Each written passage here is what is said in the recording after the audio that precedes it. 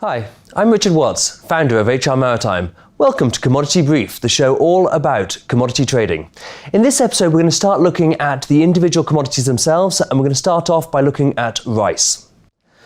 Rice is a commodity that we don't look at that often in our day-to-day life here in Switzerland, but there are some countries in the world where it is absolutely vital. It is a staple food. It is eaten for breakfast, lunch and dinner, and the stocks of rice in these countries is considered to be of national importance.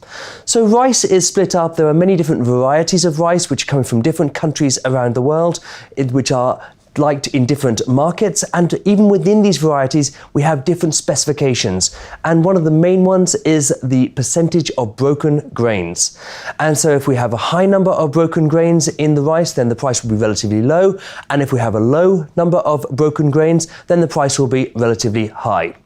So in terms of the rice trade itself, rice is being predominantly produced in Asia. There's about 90% of the world's production is in Asia itself. Now, a lot of this rice is being consumed within Asia, and so within the country that is producing it, but also there's a lot of trade within the countries. Now, there's also a lot of rice being traded to other parts of the world, such as going over to the Middle East, but the main trade is going into West Africa. There's about 11 million tons a year going into West Africa, and there are different markets there as well, such as Nigeria, which will only import parboiled rice, or we have Gambia and Senegal, which will only import 100% broken rice.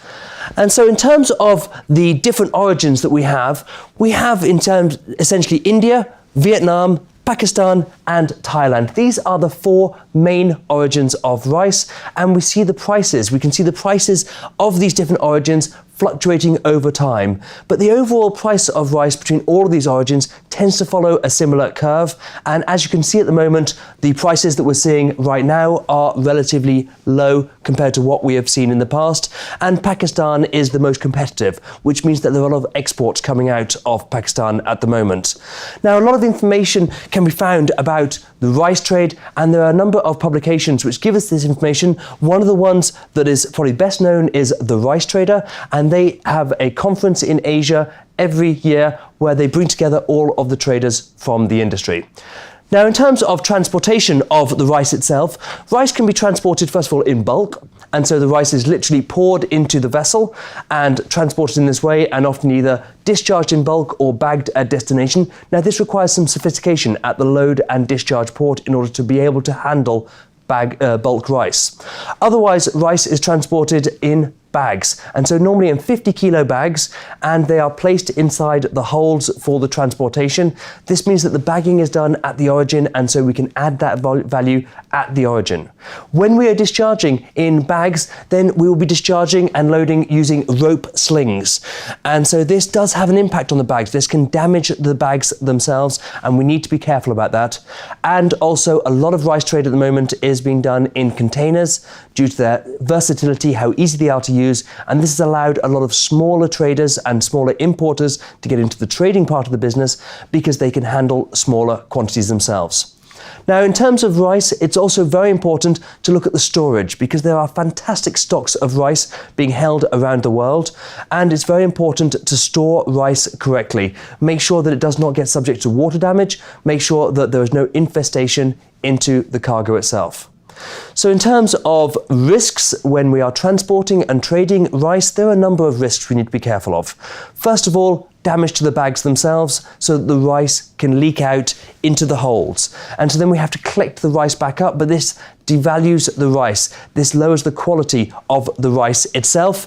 And otherwise we have issues such as mold. So this is water ingress into the holds, which has got into the rice bags and has created mold. And this is a cargo after a transportation of about 20 days of water dripping on it. And as you can see, it's completely moldy. And the other risk that we have is the insects. And so infestation is a huge problem and can greatly devalue our rice. And so we need to be sure that we have fumigated it and fumigated it properly before the loading and also while the cargo is in storage.